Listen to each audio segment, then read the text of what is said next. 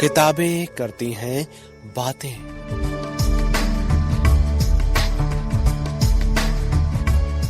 आवाज की तरंगों पर मेहनतकश जनता का साहित्य।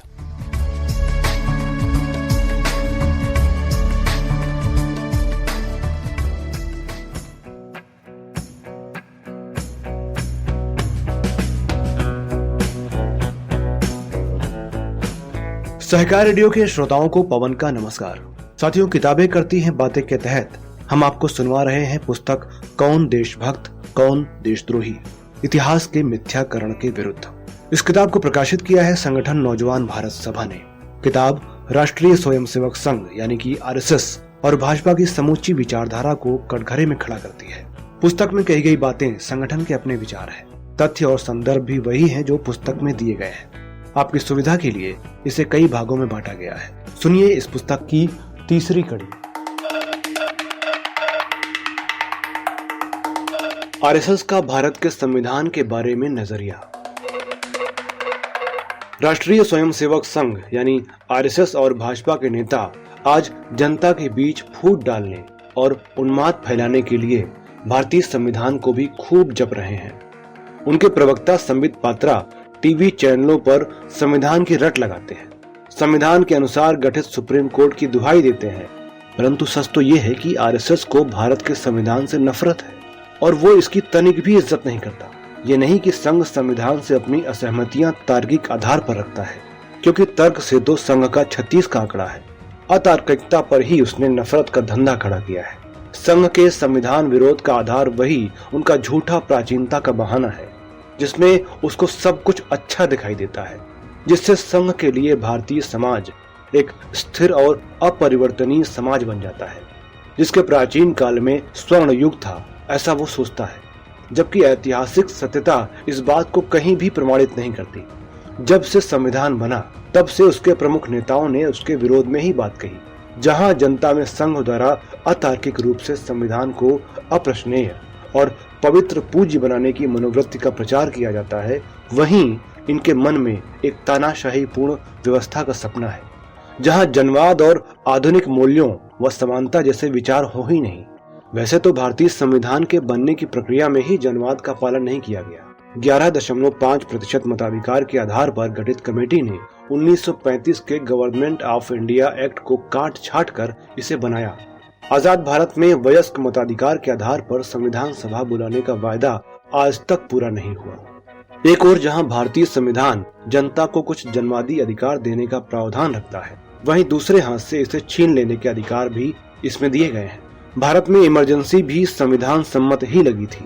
ये संविधान संपत्ति की सुरक्षा मुहैया कराता है और पूंजीवादी उत्पादन प्रणाली और श्रम के शोषण की लूट इसी संविधान के ढांचे में अविराम जारी है। निजी संपत्ति का यह रक्षक संविधान तमाम विचित्रताओं और अंतर विरोध पूर्ण वक्तव्यों से भरा पड़ा है और भारतीय मेहनतकश जनता के हितों को देखते हुए ये अपर्याप्त है।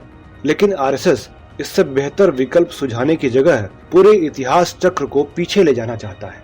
गोलवलकर ने 1949 के अपने एक भाषण में कहा, संविधान बनाते समय अपने स्वत्व को, अपने हिंदूपन को विस्मृत कर दिया गया। उस कारण एक सूत्रता की वितीर्ण रहने से देश में विच्छेद उत्पन्न करने वाला संविधान बनाया गया। हमें एकता का निर्माण करने वाली भावना कौन सी है, इसकी जानकारी न होने से ही ये संविधान एक तत्व का पोषक नहीं बन सका। एक देश, एक राष्ट्र तथा एक ही राज्य की एकात्म शासन रचना स्वीकार करनी होगी। एक ही संसद हो, एक ही मंत्रिमंडल हो, जो देश की शासन सुविधा के अनुकूल विभागों में व्यवस्था कर सके। स्रोत गोलवलकर, श्री गुरुजी समग्र दर्शन, खंड 2, पृष्ठ 144।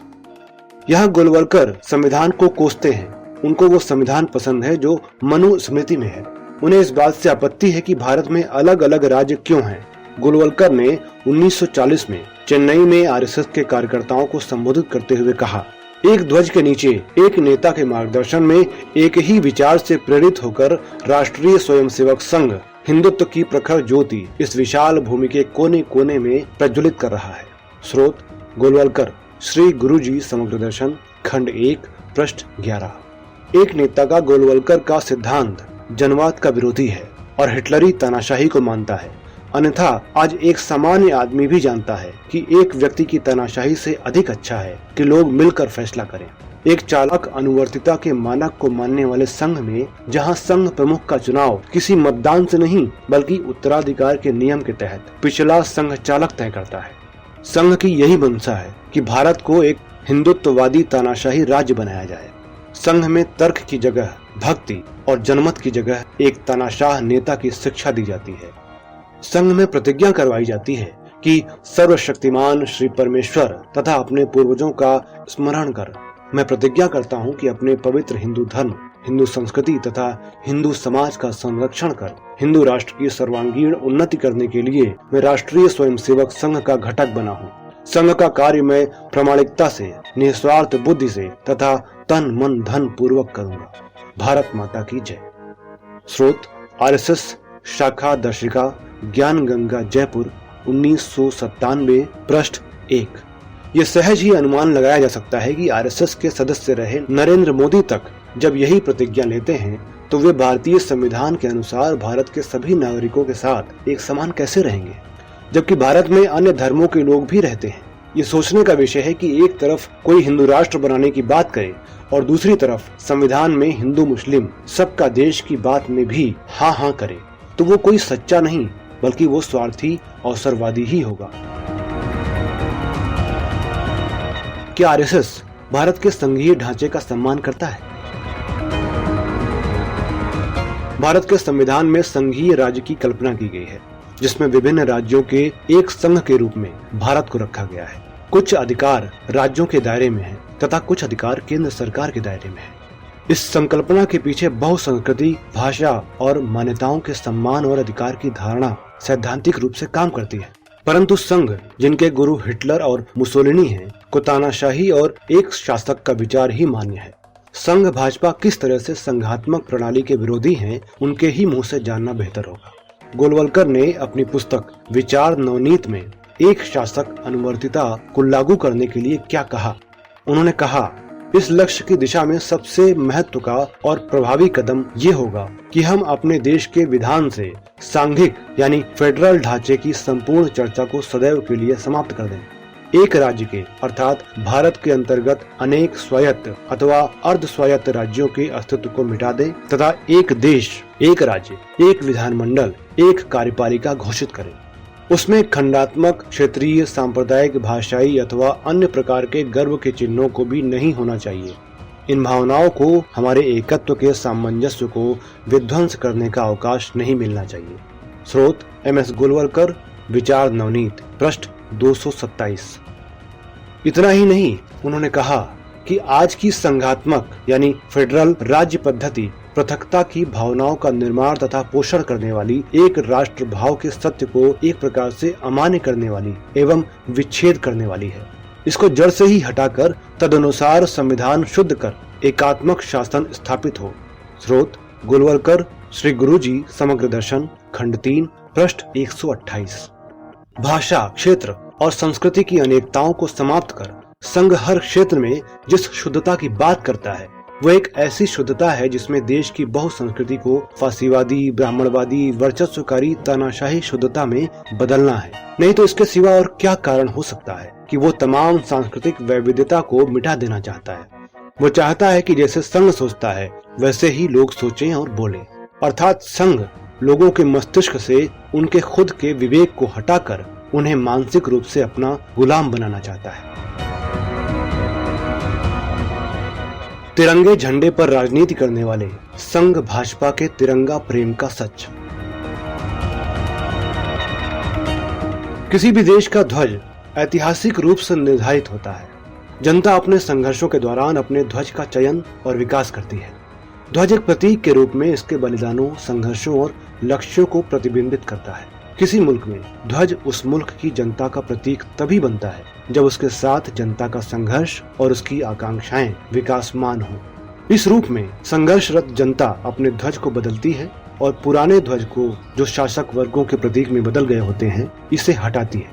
संघर्षरत जनता का अपना ध्वज चुनना एक बात है और प्रतीकों की राजनीति करना, इनके आधार पर लोगों को बांटना दूसरी बात। ये सच है कि आजादी के दौरान तिरंगा स्वीकारा गया लेकिन आने वाले समय में संघर्षरत भारतीय जनता जो मौजूदा शोषणकारी व्यवस्था के खिलाफ संघर्ष करती हुई खड़ी होगी, वो अपना ध्वज चुनेगी। लेकिन आरएसएस अलग ही राग अलापता है। यहाँ भी इसकी पश्चिमगामी प्रवृत्ति ही दिखती है। दूसरों से बात बात पर देश प्रेम, संविधान प्रेम और तिरंगा प्रेम का प्रमाण पत्र मांगने वाले संघ ने खुद क्या कभी तिरंगे झंडे को अपनाया?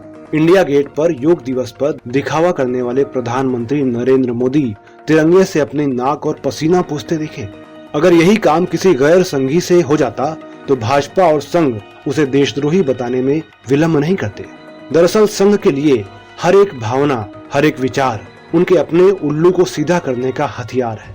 जब आजादी की लड़ाई के दौरान 26 जनवरी 1930 को तिरंगा झंडा फहराने का निर्णय लिया गया तो आरएसएस के संघ चालक डॉक्टर हेडगेवार ने एक आदेश पत्र जारी कर तमाम शाखाओं पर भगवा झंडा पूजने का निर्देश दिया।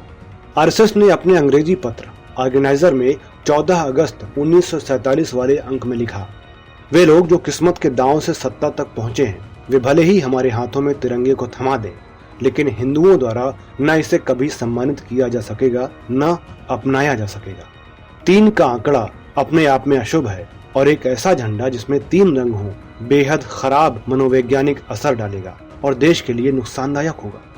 गोलवलकर ने अपने लेख में कहा, कौन कह सकता है कि ये एक शुद्ध तथा स्वस्थ राष्ट्रीय दृष्टिकोण है? ये तो केवल एक राजनीति की जोड़ तोड़ थी, केवल राजनीतिक काम चलाऊ तात्कालिक उपाय था। ये किसी राष्ट्रीय दृष्टिकोण अथवा राष्ट्रीय इतिहास तथा परंपरा पर आधारित किसी सत्य से प्रेरित नहीं था। वही ध्वज आज कुछ छोटे से परिवर्तनों के साथ राष्ट्र ध्वज के रूप में अपना लिया गया है। हमारा एक प्राचीन तथा महान राष्ट्र है जिसका गौरवशाली इतिहास है। तब क्या हमारा कोई अपना ध्वज नहीं था? क्या सहस्त्र वर्षों में हमारा कोई राष्ट्रीय चिन्ह नहीं था? निस्संदेह वो था। तब हमारे दिमागों में ये शून्यतापूर्ण रिक्तता क्यों?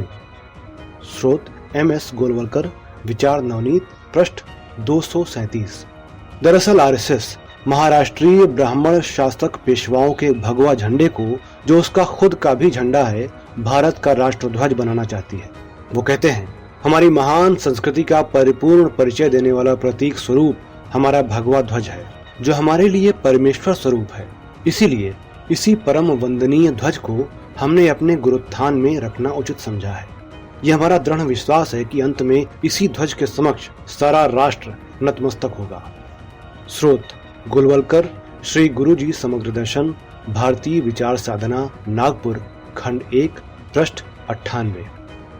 लेकिन यही आरएसएस आज पूरे देश में तिरंगे के नाम पर हिंदू मुस्लिम कार्ड खेलती है और सबसे बड़ी तिरंगा प्रेमी बनती है। आरएसएस का ये दोमुहापन दरअसल मुंह में राम बगल में छुरी वाला है, जो जनता को बेवकूफ बनाकर उनमें आपसी झगड़ा फसाद कराकर पूंजीपतियों की तिजोरियां भरना है। जनता की हर भावना से खेलना एवं स्वतंत्रता आंदोलन के प्रतीकों का इस्तेमाल करना इनकी पुरानी आदत है।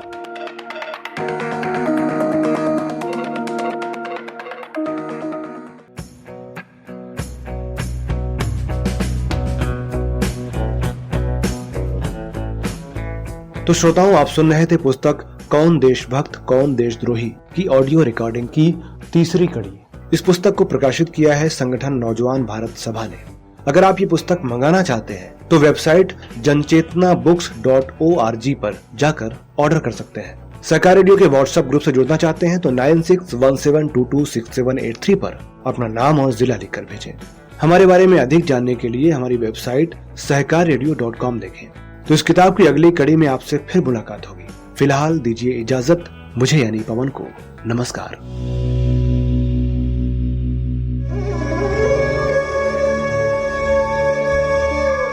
किताबें करती हैं बातें।